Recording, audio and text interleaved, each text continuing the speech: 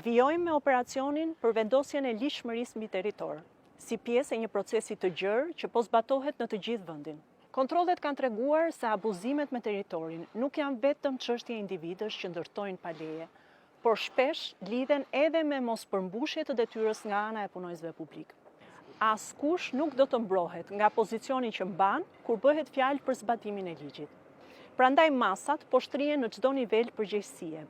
Dua të theksoj qartë, ligji është i barabartë për të gjithë dhe zbatimi i tij është një garanci për zhvillim të drejtë dhe të qëndrueshëm.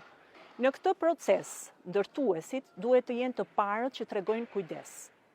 Shfrytëzimi i çdo metri katror më shumë nga ajo që është lejuar do të penalizohet të rënd me gjop, ndjekje penale dhe prishje të menjëhershme. Në të njëjtën kohë, u bë thirrje edhe një herë qytetarëve të jenë të kujdesshëm kur blejnë një pronë, të verifikojnë dokumentacionin dhe statusin ligjor të objektit, duke shmangur kështu çdo mashtrim apo abuzim. Të gjitha këto masa po zbatohen mbi bazën e paketës ligjore të miratuar në fillim të muajit tetor, e cila ka forcuar më tej mekanizmat e kontrollit të territorit dhe sanksionet ndaj çdo shkeljeje. Mbrojtja e territorit është angazhim kombëtar dhe nuk ka kthim pas. Ashtu si dhe rruga jonë europiane, që nuk mund të përshkohet me zaptime, garde apo ndërtime abuzive, por me rregull dhe respekt për hapësirën publike, si një e mirë e përbashkët për të gjithë.